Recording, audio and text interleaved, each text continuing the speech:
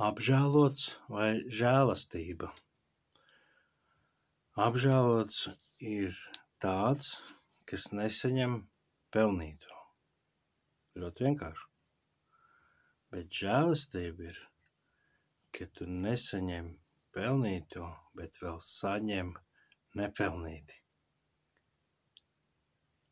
Vienā gadījumā izbeidzās un pasīvi, kas, ja tev tas ir nāvsoda gadījums, tad ļoti es priecīgs, protams.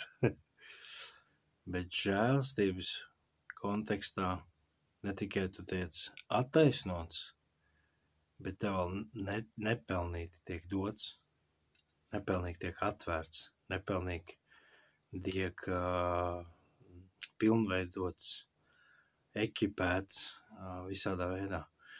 Un to es tā dzirdēju vienā dievkalpojumā, man tas ļoti rezonēja,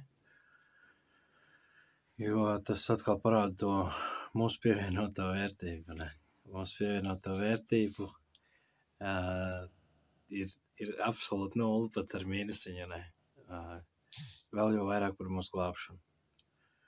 Un tad tu tiec attaisnots, un tad tu tiec ekipēts. Tad necienīgs saņem cienīgi iespēju nākt pie Dieva. Tu ne tikai saņem iespēju, bet tu drīksti nākt pie Dieva. Tu drīkst lietot tas, kas ir Dieva īpašumā. Un tāds, it kā maza lieta, bet mega svarīga. Un vārdā cauri es redzu, kad aktivitāte, kad nesat vārdu klausītāji, bet darītāji, vai ne? Nedarot, mums latviešiem sakām vārds ir nedara otram, kā pats sev negribētu, lai dara. Varbūt bišķi savādāk parfrāzēt, bet tā koncepts līdzīgs, ne? Bet vārdā ir rakstīts, dari otram, kā tu gribētu, lai dara. Tā ir aktīva darbība.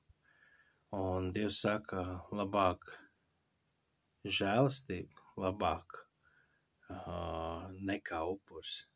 Kas ir upurs? Attaisnots. Kas ir žēlastība? Vēl ekstra tiek iedots. Vēl necienīgi, nepelnīti tu saņem. Jo tikai tad tu vari mainīties. Tikai tad tu vari ienākt mierā.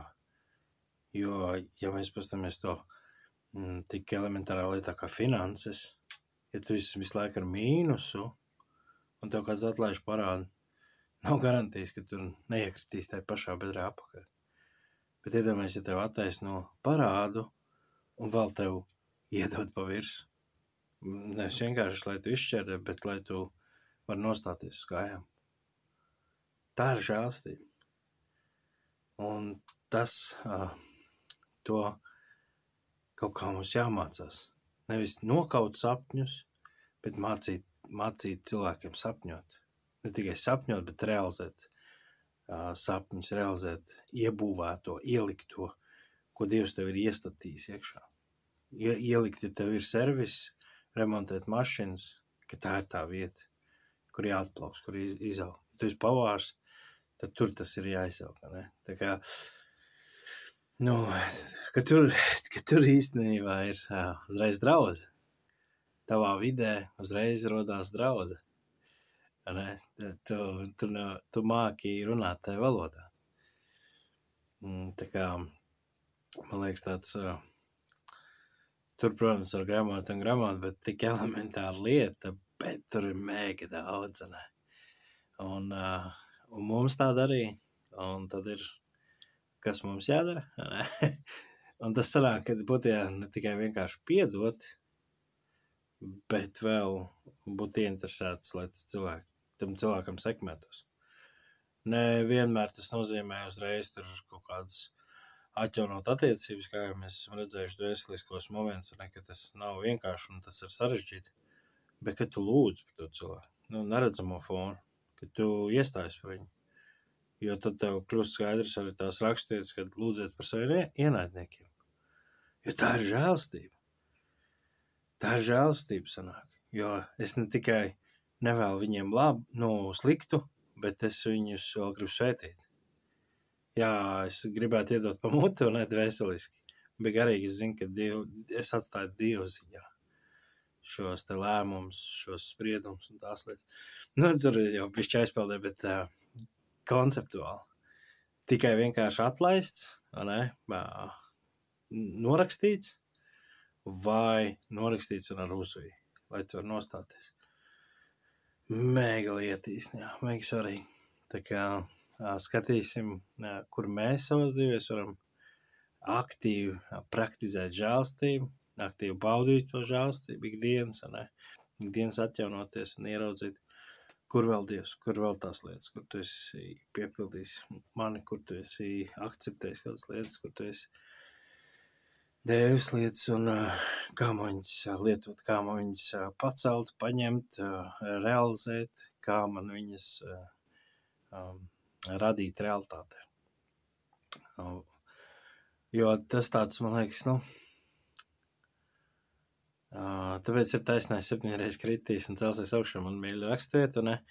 Un tur ir tas, jo ja tu esi tikai tai taisnības konceptā, ne vecās derības konceptā, nu tad tu krīti un viss, jo tu pamatotas nokrits, un tad tev nav, jo celties vēl augšā, tas tā kā filmā, zin, tas pēdējais, asins, un taču tur pa īsto ritīgi sāk kauties kādreiz, kad skaties, kāds bojavīgs, ne? Tā īsti varētu varbūt necel, bet žēlstības salīdzināt. Jo tas prasa, iedomājies, tev ir jānorī kaut kāds kauns, kaut kādas lepnības, lepnība vispār vajag slānīt no mūsu dzīvēm ārā visās sfērās, visās jomās. Jo tur mēs bloķējam Dievu, tur mēs neļaujam nākt Dievu žēlstībā īstenībā iekšā. Un te ir svarīgi saprast, man liekas, to, kad mēs atplaižam to kaunu, to visu, un mums tas pat ir komfortabli savā ziņā, jo mēs zinām, ka tas nes uz svētību. Ka tevi apsmies, ka tev būs grūti savā ziņā, ne? Tev būs nokrītot fiziski ir sāpīgi, bet tu cēlies augšā, tad tu varbūt to klibo kaut laiku, ne? Bet ar laiku tas pārēt, un mēs pat citreiz nemanam, kā tas pārēt. Tāpēc, man liekas, tā baigi tas tā atver un palīdz atrast daudz lietas mums ikdienā, jo pirmkārt jau šeit, ne? Ikdienas atjaunoties savā sirdsprātā.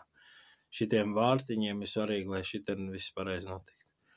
Ja mēs šeit esam ar to nospiestību, ne ar prieku, ne ar mieru, tad kas tur notiek? Ne? Tad tur ir tāds pļakantīs, tāds pluk. Bet ja mēs šeit esam ar prieku, ja mēs esam ar mieru, tad mēs esam ar attīstību, ar izaugsmi, ar vēlmi risināt, ar vēlmi rast risinājums, ar vēlmi uzdot jautājumus, ar vēlmi meklēt, ar vēlmi likt piepūli.